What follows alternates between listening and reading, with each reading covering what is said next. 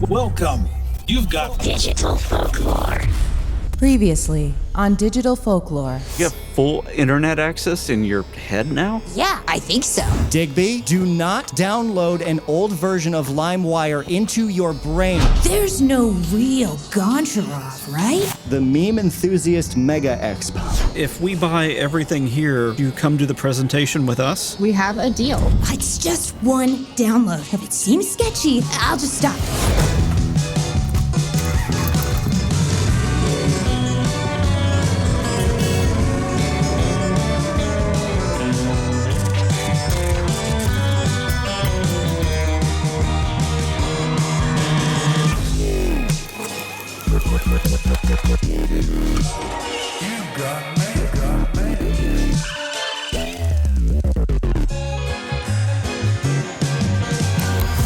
I'm Perry Carpenter. And I'm Mason Amadeus. And this is Digital Folklore.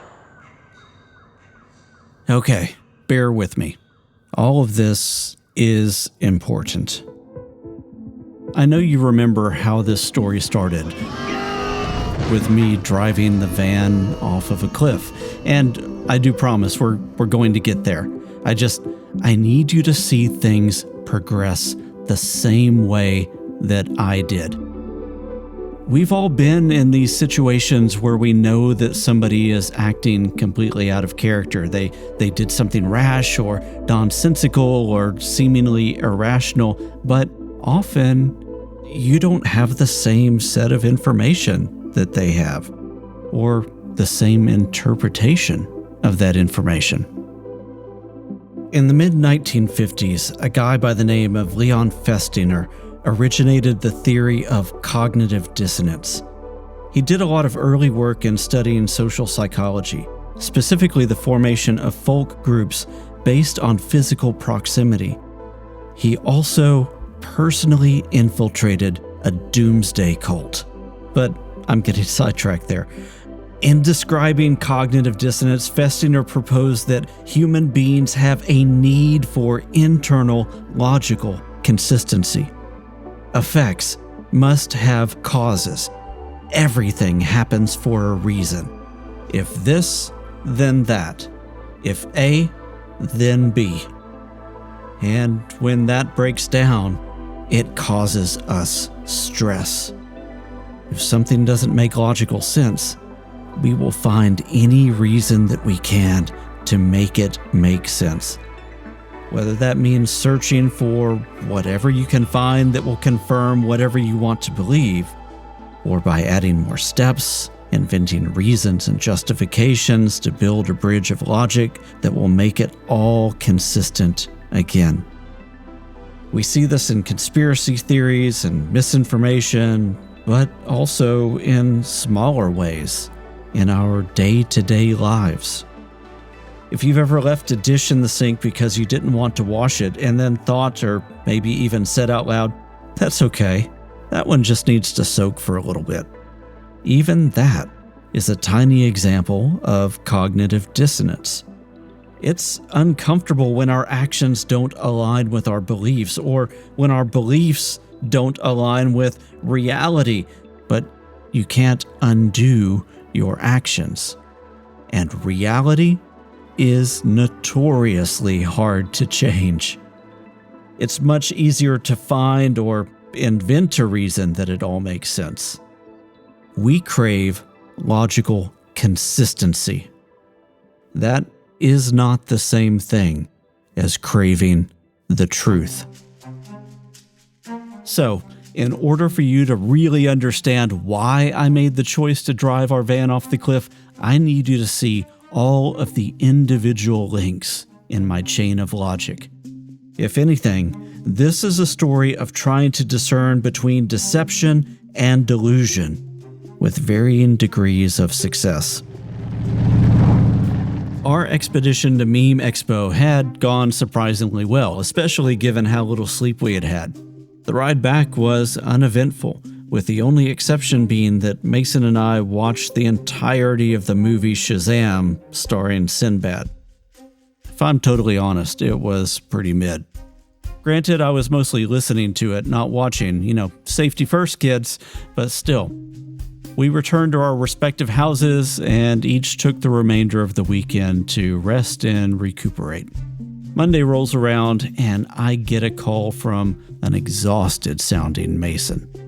He told me that something was wrong with Digby, that he had been trying to deal with it all on his own, but was at the end of his rope.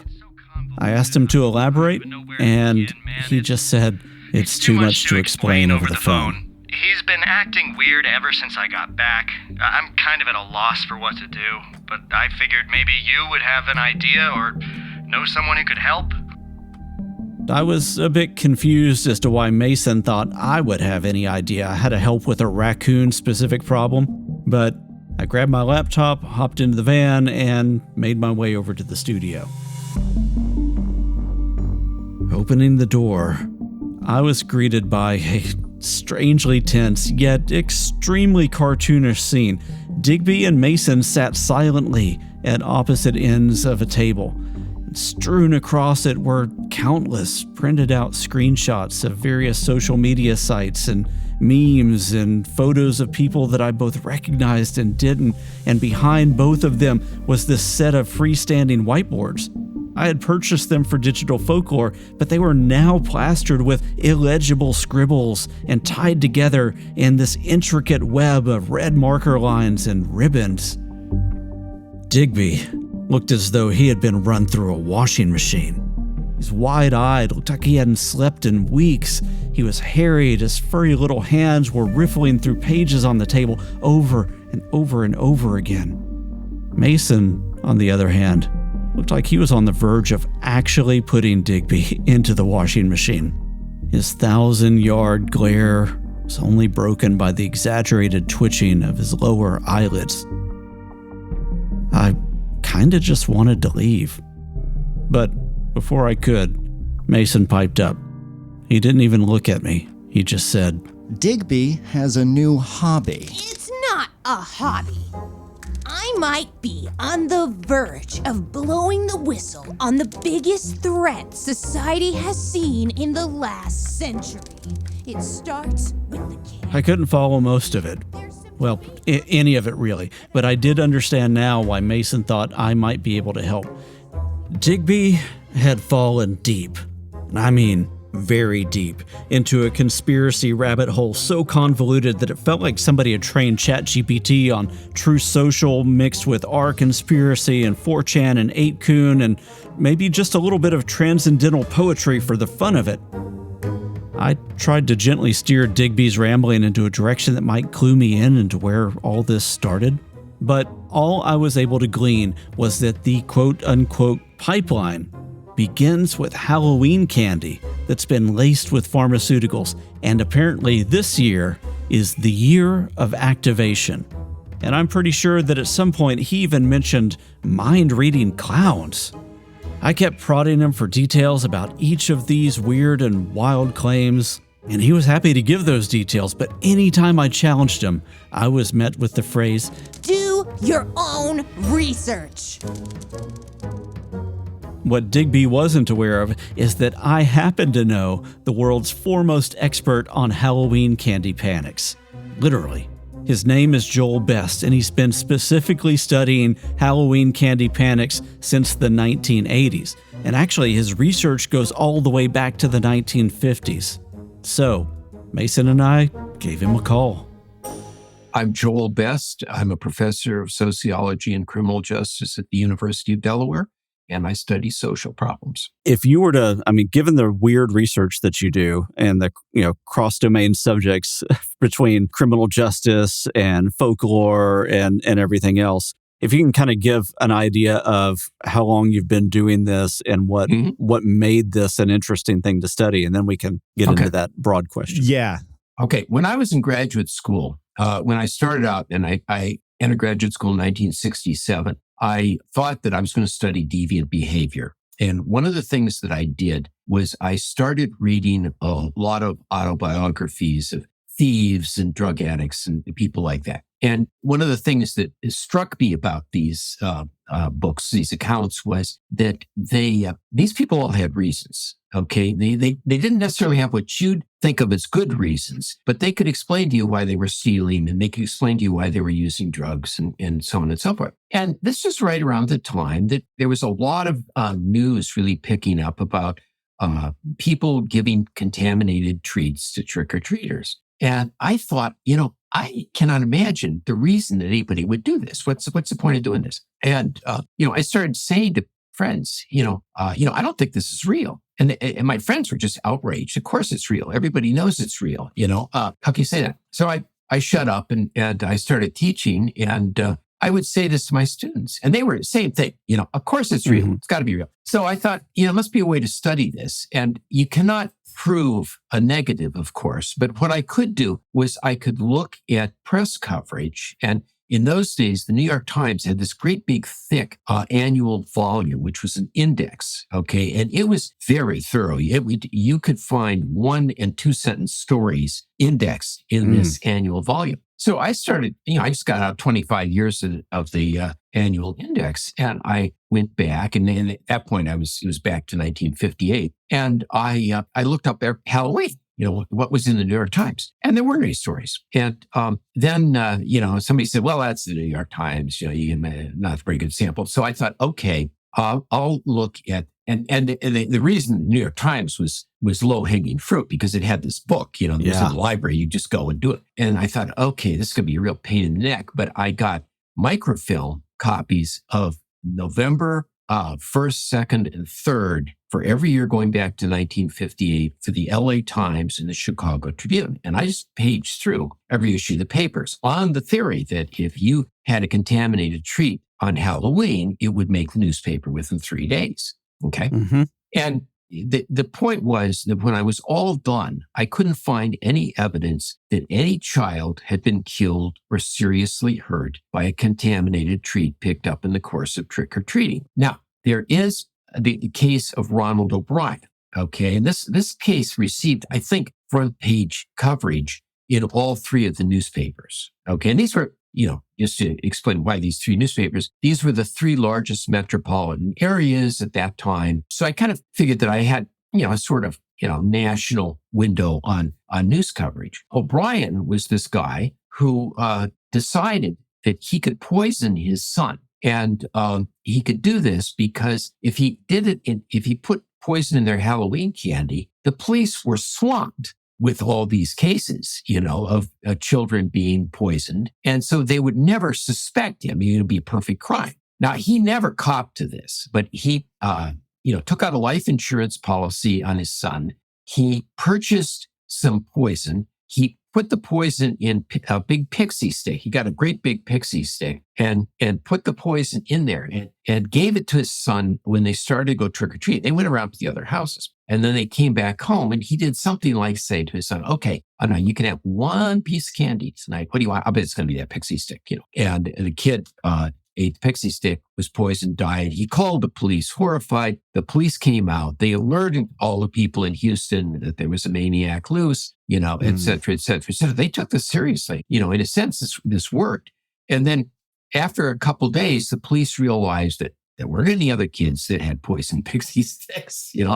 O'Brien had just taken out this life insurance policy, et cetera. And, he was arrested, tried, convicted, and it's being Texas, eventually executed. Now, he pled not guilty to all of this. I don't count that. And I don't count that because when people are worrying about, is it safe for me to take my kid trick-or-treating? They're not asking the question, am I going to poison my own kid? Right. So I don't count that. And I found over the years 4 other cases of deaths that were attributed to poisoned Halloween candy. And in each case, they were retracted. I can't find any evidence this happened. Now, does that mean it's never happened? No. You can't prove that something's never happened. But, it does mean that it sure isn't happening a lot. Because if it were happening, this would be a big news story. Yeah. And it's not there. Well, it's kind of just an expansion of stranger danger, right? Because Halloween is one of the only times of the year where you kind of throw stranger danger to the side and say, go take candy from strangers all day long. But at the same time, maybe that stranger wants to kill you. Well, And, this is, I like to tell people that this is the greatest thing in the world to worry about. Okay. Because if you're worried about this, if your parent is worried about this, you can solve this problem. Okay. You don't let your kids go trick or treating.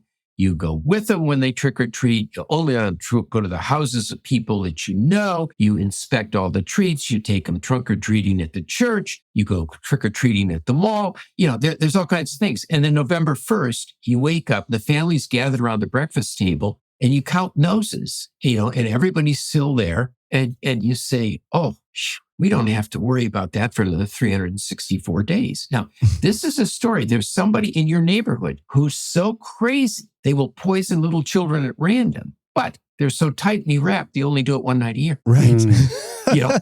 That's a really good point. We don't look at the absurdity of that. I have a question, but it's wrapped up in two things, and it contains a tiny dash of conjecture. And so I really want to get your thoughts. I have essentially grown up my entire life in the era of the 24-hour news cycle. So a lot of times, all of these small stories are on the news at some point. The news is desperate for things to cover. So it's really easy to track things that are spreading now because they're making appearances and everything. The news half the time is what people are saying on Twitter, when it's like 2 p.m. on a Tuesday. I'm curious how you saw the story spreading before, because I imagine it's such a simple concept that it could have been invented in a bunch of people's heads all over the place at the same time because it's easy to come up with. Did you see it being spread centrally or like? No, it is like that. I have data. Okay. It's not, incredibly terrific data, but it's data going back to 1958. Okay.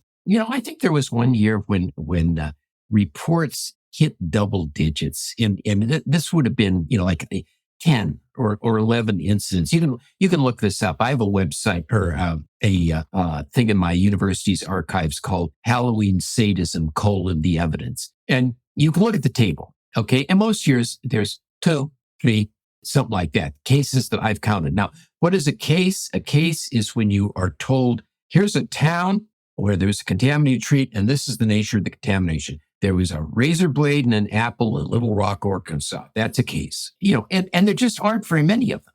Okay. Yeah. There have been 2 efforts to follow up systematically on all the cases reported in some area. And it turns out both of these things concluded, and the figure that both of them used was 95% of the cases are hoaxes. Okay. And probably it's a higher percentage than that. But, you tell kids, this is the easiest thing in the world to do. The whole point of Halloween is it's got a whole tradition of trickery and prankery, right? And, so you can take a pin, stick it in a candy bar, run in, show your parents, look what I found in my candy bar, and you receive their concerned attention. If you're incredibly lucky, you can get a sympathetic hearing from the police or a newspaper reporter or something like that. It's easy to do. I don't know, a few years ago, there were a couple of kids in Jennett Square, which is a Pennsylvania town that's just over the border from where I live in Delaware. And they posted on Facebook, they got a candy bar and they stuck a nail through it. And it was not like a small nail. It was like, it wasn't a railroad spike, but it was heading in that direction. And they posted this on Facebook and said, look what we found. And there was a certain amount of flurry in the neighborhood, and you realize that you can do this. In 1982, the candy industry surveyed reports of poisoned candy, and they had got the same 95% of the fraudulent thing. And they have an example in there. There's a kid who comes in, runs into his parents and says, look, I think there's ant poison on this candy bar. And he's taken a bite out of one end of the candy bar, and they analyze it, and there is ant poison sprayed on the other end of the candy bar. Right?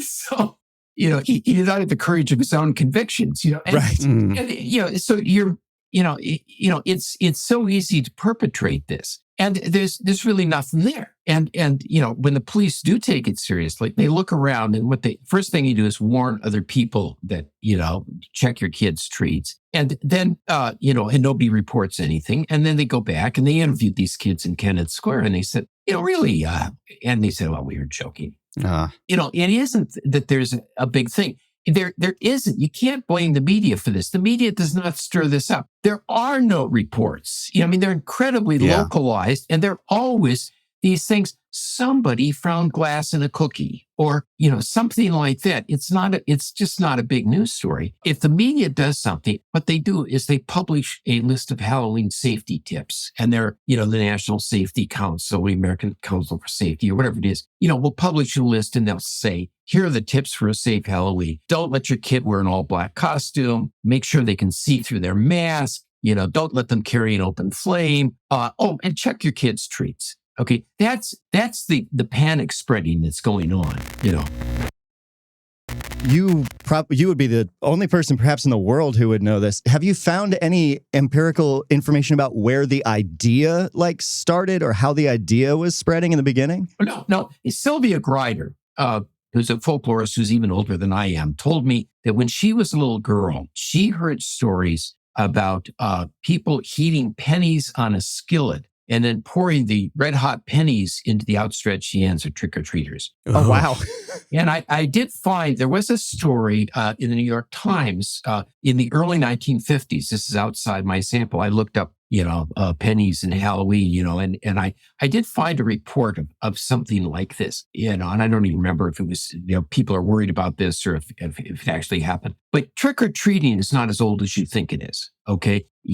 This is not something that goes back centuries. Halloween has this very complicated history where it's people really bobbed for apples, okay? They had little parties. There are different ways of celebrating Halloween. There was a story that a young woman took a candle into a otherwise darkened room and looked in a mirror. She would see the face of the man she was going to marry. And there are some, there is some trick-or-treating, but typically the Halloween celebrations in a lot of places are testosterone poisoning. They're adolescent boys who go out and they tip over outhouses and they do mischief of soap windows, do mischief of that sort. And after the Second World War, there is some trick-or-treating, but after the Second World War, there are a lot of communities that tried to organize Halloween as an anti-delinquency measure. And the idea is we're going to have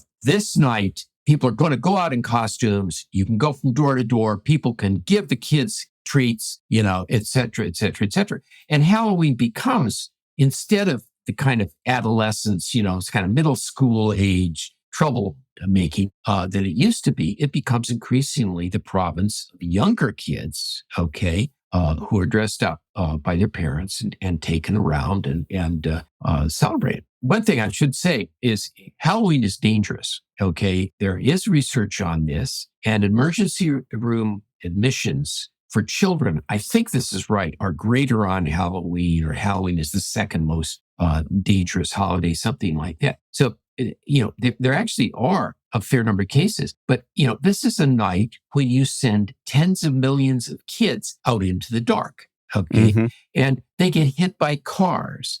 They trip over their costumes. They can't see out of their masks, okay? They get hurt. They are not getting poisoned. So there isn't a point source that kicked off a wider spread idea of this Halloween candy. It was sort of just from all of the circumstances, many people all over independently started worrying about this thing.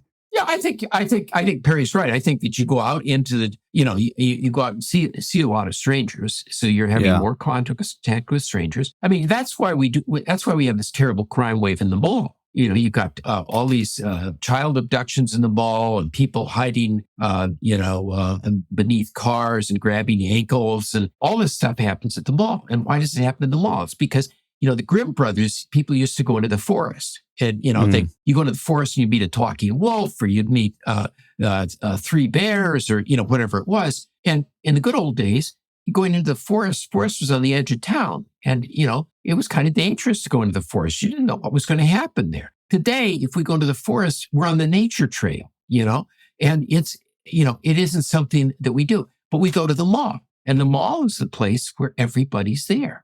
So there are all these people, many of whom don't look like you, who are wandering around. And, we treat that as the dangerous place. So I think Halloween was a way of, it's a moment when we enter the larger public, and we have all of these things already about, food and, contaminated food and so on. And so it's not a big jump to get focused on Halloween.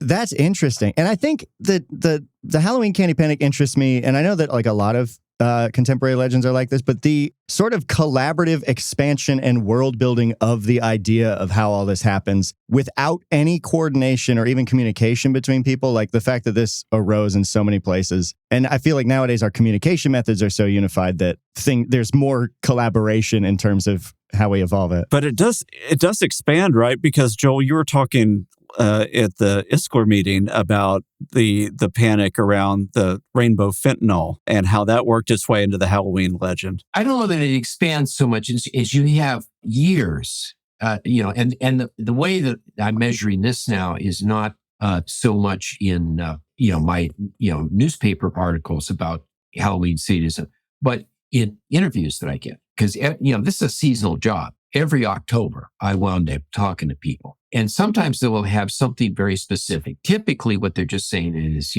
tell me about Halloween sadism. And, I give the same interview that I always have. But you'll have very specific things. And typically, it involves something that happens in September. So last year, in August, at the end of August, the Drug Enforcement Administration issues a press release. And it is just, you can go look this up online. It's the most routine press release in the world. I mean, just think about how many press releases come out from federal agencies every day, Yeah. And this is one, and it says, it's got a picture of a bunch of colored pills, and it says, we're looking at rainbow fentanyl, and rainbow fentanyl is fentanyl pills that are colored. Okay. For starters, these pills are not in the picture, are not fentanyl. Okay. That much fentanyl would kill it. Okay. So they're, what they are is opioid cocktails that, where somebody's added a little fentanyl seasoning to them. They may still be very dangerous, but they're not pure fentanyl. And they say in this press release, this may be an attempt to make fentanyl more appealing to young users. Okay. So that's fine. Nobody pays any attention to this press release. And then 3 weeks later, Ronna McDaniel, who's the chairwoman for the Republican National Committee, is being interviewed on Fox News. And, she is, this is my opinion, desperately looking for something to talk about that isn't abortion. Okay. Mm-hmm. Because it's a midterm election year. And, the principal women's issue is abortion. And she says, mothers across America have to be worried that there's going to be rainbow fentanyl in their children's Halloween basket. Okay. And that took off. That just blew up. Rolling Stone had a critique of that the same day. Okay. Yeah. And I wrote a piece for The Conversation, and I got 40 interviews last year. Okay. Oh, wow. Yeah, that's a lot. I mean, in a pretty good year, I get 10. And this was, so this was just a big year, the biggest ever. And I was saying, this is not going to happen. Fentanyl is extremely dangerous. Nobody's going to give it to a small kid because the small kid will die. And that would cause a lot of problems for your drug dealing business because people would be, motivated to seek you out. And, besides that, what is the business plan? Are you going to get the milk money from these kids? I mean, where is the sense here? But it became a big deal. Now, of course, at the November 1st rolls around and total number of reported incidents of fentanyl in Halloween treats is 0, right? And there is a case in Canada where somebody, and this is it, in Moose House, Canada. It's a remote place in the center of Alberta. And they announced that they'd found something very suspicious and they were presuming it was fentanyl. It got sent off to the Mounties. The Mounties analyzed it and said, no, there's no illicit substance in this. But, that was nothing came of this. It was, you had exactly as much rainbow fentanyl in Halloween treats as you did in, every year. So, this can happen. I mean, it could be, I'm kind of eagerly waiting this year to see if I get any rainbow fentanyl inquiries because I have a feeling this will just vanish. And, it'll have no more lasting effect than 1982 or 2001. So I've not independently verified this, but I have heard that one of the things that reinforced that concern was some drug seizures where they had been able to show candy packaging with this. But of course, if you're going to hide your stuff, it makes sense. Yeah, there were two things last year. There was a case where somebody had some drugs in a Lego box, and there was somebody who had got drugs in Skittles packages. Okay, and these were shown on TV, and this was evidence that the rainbow fentanyl thing was a real threat. But of course, we've heard for years about stories about dolls being stuffed with heroin and taken on airplanes and stuff like that. I mean, it's the whole point is to not ship your stuff in a box that says fentanyl on the outside. Exactly. And I wonder, there's I can imagine someone who's pretty deep into believing this and reluctant to change to be like, yeah, well, what if that Skittles package somehow accidentally ended up in someone's candy as opposed to deliberately? Well, they would die. They would die and we would hear about it, and that hasn't happened. And the other thing is the supply chain. You're looking at two completely different supply chains and logistics streams. So very, very unlikely unless some drug dealer dropped his bag of Skittles on the street and then somebody picked right rainbow outside the Skittles factory next to the dumbest, newest employee ever. Yeah. Well, I'm wondering, Joel, if there's kind of a last thought to parents or children or the world at large that you like to leave around this kind of topic. Yeah, well, actually, there is. My favorite line here is that a contemporary legend is harder to kill than a vampire. Yeah. Okay. It's just, I've been doing it for whatever it is, 30 some years, going on 40. And, I fully expect to be doing it until I can't do it anymore. It's not going to go away. Even as we hung up our call with Joel, I knew that wouldn't be enough to convince Digby that this whole conspiracy thing was wrong. But if I'm being honest, I was even more curious to see in real time how Digby would change and adapt his narrative in light of all this new information.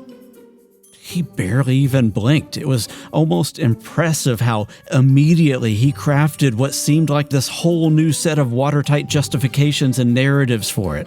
Everything from, That just makes it the perfect cover. To, Of course. There aren't any mass reports of that happening. They haven't activated the pharmaceuticals yet. Now, at this point, I knew there wasn't truly any hope of Mason and I talking this raccoon back to sanity.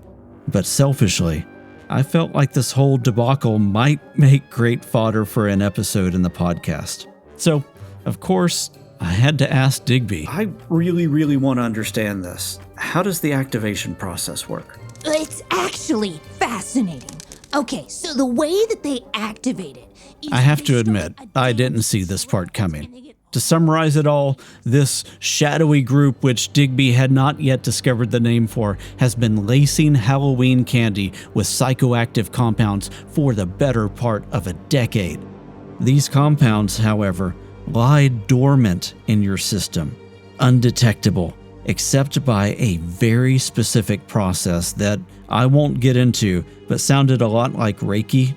Then, in the wee hours of the morning, right after Halloween 2023, the shadowy cabal plans to activate the chemicals by starting a viral trend on TikTok, a challenge that involves a specific set of movements and coded phrases which will awaken everyone who has ingested this tainted candy, just like sleeper agents. And yeah, I'm pretty sure that's borrowing from Marvel's Winter Soldier or the Manchurian Candidate or half a dozen other hypnosis-related tropes that have been used over the past 50 years. But the end goal, naturally, is to create a standing army out of all the brainwashed kids and take over the world. Digby even argued that there had been limited tests that we've seen, including things like the NyQuil Chicken Challenge and the Blackout Challenge. I mean, how else can you explain those? And again, now we're in a situation where I don't think Digby expected that I might know just the right person to ask about these things.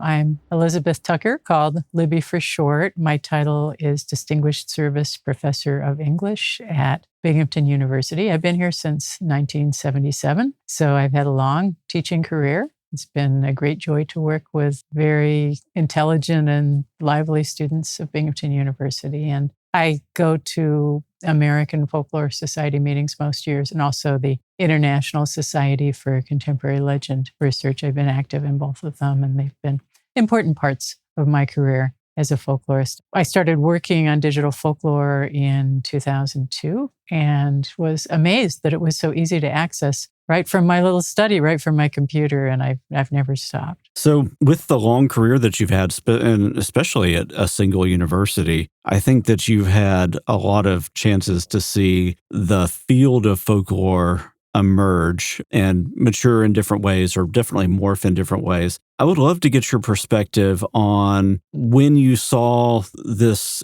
I guess, subdiscipline of studying folklore from a digital perspective emerge. What thoughts did you have? Because there has been some debate around that about, are things like Reddit threads folklore, the emergence of creepypastas, all that. What was going through your head as you started to analyze those from a more academic and disciplined perspective?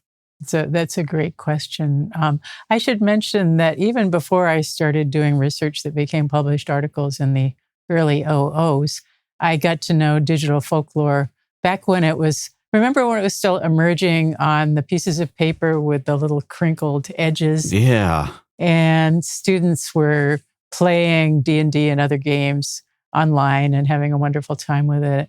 And back around that time when it was just emerging on our campus, I had a student who offered to be a research assistant for me. And he said he was going to find a space online where he could put together some information. And he called it Fiendish, which I thought was a kind of interesting name to give it. And it turned out that he was exploring some things that were a little bit uncomfortable, though he was a very nice, hardworking student. So that was my introduction at that very early time to some of the possibilities of things that people could do. Everybody was so excited. People were talking about the spirituality of the internet, which was certainly important. But then when I started researching articles on children's folklore and then aspects of supernatural folklore online, including levitation, light as a feather, stiff as a board games, I found that it was just amazing that you could contact people all over the world as long as you had enough language to communicate with each other, and sometimes even through body language if you couldn't understand each other's languages. This just was such a marvelously exciting way for people to communicate, and it offered new possibilities for research. In children's and adolescents folklore, particularly, people like me had been having problems because rules to protect children, which are, of course, important and good, but they had been making it more difficult to work with young informants. But when you find a performance online that a young adolescent has chosen to post, then you can get a little bit of a window into their world with their agreement, and you can learn a great deal about young people's expressive culture. So in my early research, I got a good sense of the boundless possibilities of this field. And then gradually, as young folklorists such as Trevor Blank and Andrew Peck came into the field and started doing their own work, the scholarship became more precise and more theory-based and moved in many interesting directions. Given the weird research that you may have to do every now and then to fulfill your job, or even just a personal rabbit trail, what within your search history would be really tricky to try to explain to somebody? Oh, yes. Well, probably lots of them in different ways. I'm the only folklorist on our campus. And so the work I do is so different from my colleagues, although we do have more people in our English department working on cultural studies now. So they're working on censorship or Title IX responses and things like that. But I guess I would say the part of my research that might be the hardest to explain might be my research on teenagers' choking games on YouTube. Ooh, okay. Because that was an uncomfortable subject. It was uncomfortable for me sometimes looking at it. And I ordered through interlibrary loan a number of books that had to do with this kind of play. And I remember getting one through interlibrary loan that looked like it might be an issue of Hustler with all these pictures. Oh my gosh, I'd better read that quickly and send it back. But I think it's very important to understand why it is that people need to flirt with danger in their games. Sometimes it's an important part of growing up, and many of us have done this in different ways. But when it comes to choking games, it's a very contentious and troubling subject. Yeah, describe what those are real quick for somebody that's not run across them. Oh, sure. They're sometimes called fainting games as well, and they can happen in different ways with either just a brief hand around the neck or sometimes even a rope, which is really dangerous. Oh, wow. Yeah. And sometimes Iona and Peter Opie wrote about this in their Games of Street and Playground, published in the late 1960s, about kids at boarding school just briefly strangling each other with towels from a roller towel machine. Wow. And then making each other pass out for a moment and then just get up and run along. And all of this is fine if it's just a momentary flirtation with danger, but it's tragic if things go wrong. And sometimes things have go wrong. And so I tried in my research to understand what kids, mainly young teenagers, were doing, how they were expressing this on YouTube, and how dangerous it could be for young people to see videos of this kind that offered them a chance to learn how to do it themselves. When you're young, you feel invulnerable. I felt invulnerable too. But, when you have a video that's explaining exactly how to play this kind of game, then that's dangerous. A lot of the body of your research kind of revolves around folklore that emerges from college campuses, because you kind of have a great pool of study in front of you. And obviously are passionate about the folklore that students create and pass on. One of your books really kind of dives into the ghost lore from college campuses. I'd love you to give a little bit of a background on what made that a book that you wanted to write, and maybe what are a couple of the favorite stories that came out of that. Oh, sure. I'd love to. Thank you for asking about that. That's my book, Haunted Halls, Ghost Lore of American College Campuses, published in 2007. So it's already kind of an old book. Time goes by quickly. I started working on that research because I was hearing so many stories while I was working as a collegiate professor in one of our residence halls. Students were talking about seeing faces materializing in mirrors. For example, there was a young woman who was seeing the face of a young man when she looked into the mirror above the dresser in her room. And I could see that this was very real and important to the young people who shared the stories. And so I wanted to learn more about it. And I traveled around the country going to different folklore archives, including Berkeley and Utah State University, and collected some material from Asia as well. There's a lot of wonderful folklore from the supernatural in Asia. And so I have many favorite stories in haunted halls, but the one I might mention is the story of the ghost of Brian, who appears to two female roommates in an old dorm building. And he contacts them by putting letters in reverse on their computer screen saying Empleh, EMPLEH, which, if you look at it backwards, is help me. Help me. That's a motif you find in other legends too. Yeah. But Brian tells the students, they're female students in the room, though Brian had lived in that room years before when he was a student, that he had accidentally died because one night he was studying for a thermodynamics test, and he also was having their science books open at a certain time, 3:00 every morning. He would make their textbooks open to something about thermodynamics, showing them that he was there. He was still studying, even though he was dead. And so he told them that he was nervous about doing all the studying for that test. And so he went down the hall and found somebody who offered him a handful of caffeine pills, and he swallowed them all And then he kind of went berserk, ran out of the dorm, ran into the backwoods, and fell into a drainage ditch there and drowned. But he wanted the girls to tell his family that it was an accidental death, that he hadn't meant to do it, and that he was so sorry it happened. He would never have taken the caffeine pills if he'd known how dangerous they were, and he hoped that no students would do what he had done. So I like that story, both because it has vivid details, but also because it's very typical of campus ghost stories. It includes a warning. Think before you do something rash that may have tragic consequences. It may seem at the moment that taking a handful of pills to ace a test is going to be good, but it may lead you in a direction that will be dangerous and even fatal. So that's what many of the best ghost stories do. They teach you, don't become a ghost. Enjoy the stories. They're exciting and mysterious, but don't do anything yourself that will make you end up like them. Oh, wow. So what do you think about the college experience kind of creates these kind of stories within that unique context? Because I do think about people who are starting to experience the world and more freedom in different ways. They can have the, more freedom to like take a handful of caffeine pills if they wanted to, maybe because they're less monitored. What do you see coming up as some of the things that people are exploring in these legends?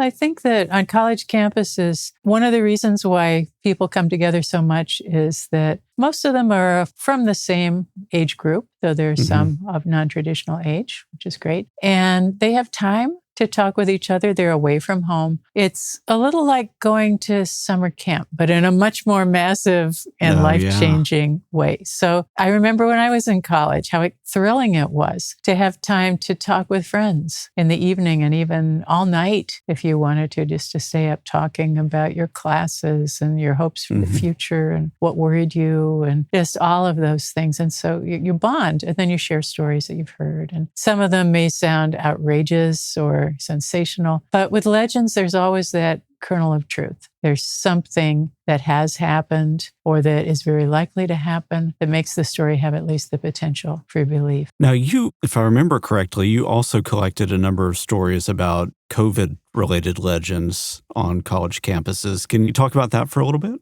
Sure, I'd love to. That's actually the research project that I'm working on now. I worked on that during my sabbatical last spring. When the COVID pandemic started, it was so hard for all of us and involved such a rearrangement of our lifestyles, except for some of my friends who mainly lived on their computers and said they were just fine with the way they'd always been and what was this big fuss. And I'm online quite a bit in my work anyway, so to some extent it wasn't so bad. But one of my first thoughts, along with the anxiety and worry about what was going to happen to all of us, was the folklore of this experience is going to be absolutely fascinating. And so many of my folklore colleagues and I started right away trying to gather whatever information, observations we could about how people were handling this very unusual crisis. Of course, there hadn't been a global pandemic since 1918, so none of us alive knew really what was going to happen. There were some videos from some folklore projects that involved interviews with very elderly people about how they had handled having the 1918 flu.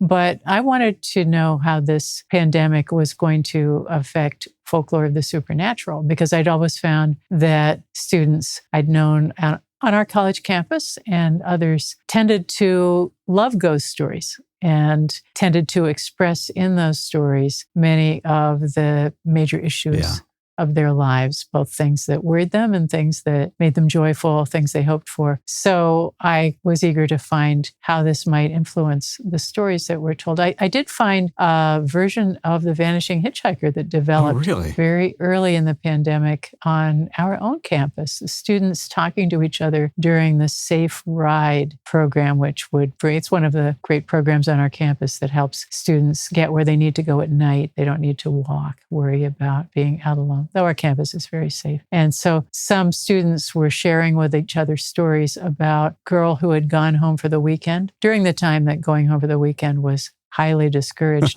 And she had come back with COVID and she had started spreading it, but she had become like a ghost. Nobody knew if she was still alive or where she was living or what. And the fear was that she was infecting a lot of other people on campus and nobody knew what they should do. So I thought that was a very interesting story. And I wrote an article about that was published in the journal Contemporary Legend. But there are also other kinds of ghost stories that started surfacing after a while, including bathroom ghost stories. Mm-hmm. Stories about strange sounds, a cracked mirror, other things that happened in bathrooms. Bathrooms have always been sites where ghostly figures seem to express the kind of anxiety that comes when you're at a sort of liminal space between the public and the private. And so I wasn't too surprised that bathrooms were the setting for stories of this kind. I would love your perspective, because you and Lynn McNeil did the casebook on legend tripping, how you've seen legend tripping evolve in the digital age as well. Oh, yes, that is a very important thing to think about. There's been huge evolution of legend tripping in the digital age. And I think, just to get back to the pandemic for a moment, I think that the pandemic exacerbated that, because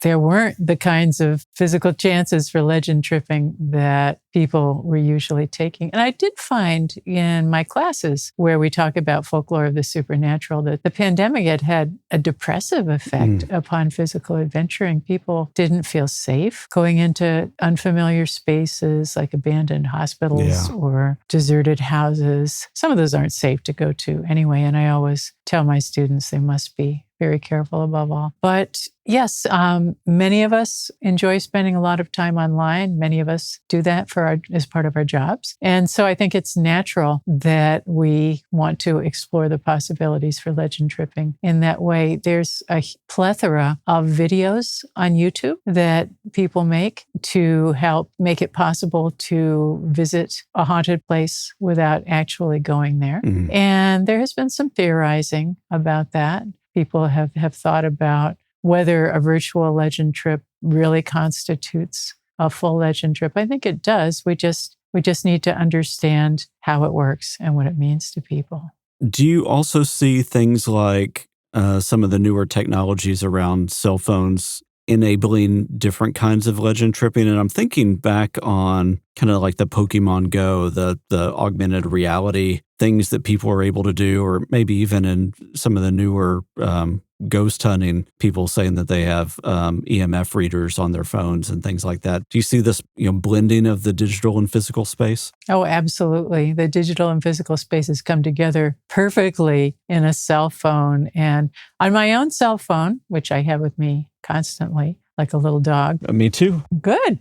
There is a ghost hunting app. They're really cheap. They cost maybe 99 cents, or many of them are free. You can use it to check out a place. Maybe a red or blue dot will appear if a spirit is supposed to be present. Or on some of them, you can get a spirit box type effect without using an actual spirit box. Spirit boxes being devices that bring in random radio sounds, kind of a word salad that comes together. You can construct a story, a ghost story, from bits of the words or sentences that have come in through your phone app or maybe through a spirit box. And there's just so much that you can do. And the chances for that keep expanding. But it's interesting to me to see that some of the old devices are still appealing to young people. Last week, one of my students said that she had gotten some dowsing rods from her mom, who was interested in the supernatural. And she asked if she could bring them to class. And I said, sure. So she held them out. There were these metal rods. And she said she knew people used to use them to find water, but they were supposed to be able to detect ghosts. And I told her that our Binghamton Student Paranormal Club had used them to look for ghosts before. She held them out in the class and said, is there a ghost here? And one of them went down a little bit, so maybe there was. But you can ask it yes and no questions, like a Ouija board. So if it's saying yes, it will go across like that. If it says no, the two rods will spread very far from each other. She asked some questions and the answers seemed appropriate. My class was absolutely spellbound. Wow. This was something physical going on and they could see the results. They didn't need to pull out their phones. And so I was glad to see that young people are still finding that kind of device to be appealing. It's not just online. It also is something you can pick up and do physically on your own. You know what? There's something to that, right? I think people are increasingly enamored with the analog age. There's something romantic about a VCR tape, and there's something romantic about dowsing rods or pendulums or things like that that are more than just looking at a screen. And I think that's really great to hear. I wonder from your perspective as a folklorist and a teacher, do you have to pull yourself back from entering a more kind of a logical debunker mode every now and then because of some of the science that may conflict with the experience that people are having? Mm-hmm. That's an interesting thing to think about. Yes, I always tell my students that all of us stand somewhere on the spectrum between absolute belief and complete skepticism. Mm-hmm. And it's natural and perfectly fine for all of us to be in a slightly different spot. I take the supernatural very seriously, and I think it's very important. But on the other hand, I'm a little skeptical myself sometimes. But I'm not really interested in debunking what anybody is doing or saying, well, that legend or that rumor doesn't seem to be true. Sometimes it's really difficult to even know whether something is true. I'm more interested in the kernel of truth or the meaning, the resonance that a legend has. For people, it may be an emotional meaning. It may be something related to our place in society, but all of it is important and matters a lot.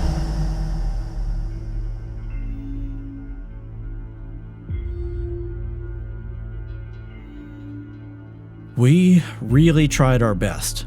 We took everything we learned to Digby. We even played back pieces of the interview for him. But as fast as we could provide real explanations, he was even faster at moving the goalposts. Trying to reason with him felt like arguing with someone who had a script memorized for every single point that you might make. And when you have direct access to the internet in your brain, it's unbelievably easy to feed your own confirmation bias. I don't think any amount of debate or reasoning would be able to bring those walls down from the outside. At least nothing Mason or I could say. Either he'd find his own way out soon, or we'd need to get some professional assistance. Now, I'm no expert at deprogramming conspiratorial thinking, but I do happen to know a guy.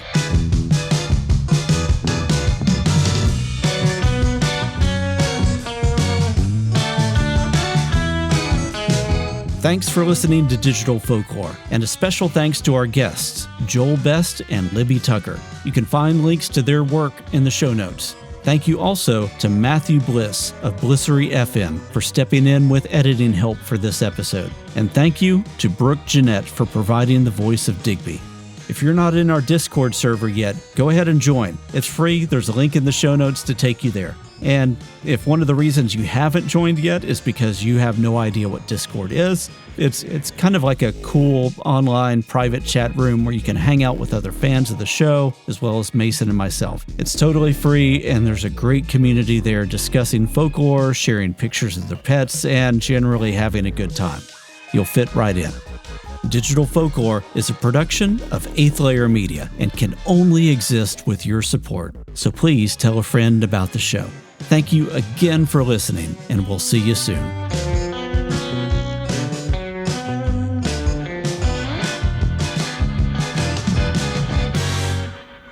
Perry, for the love of God, if the person that you have in mind is Todd... What? No. I don't believe you. No, it really wasn't, but now that you mention it, he might not be the worst choice. No, I'm pretty sure he's the worst choice.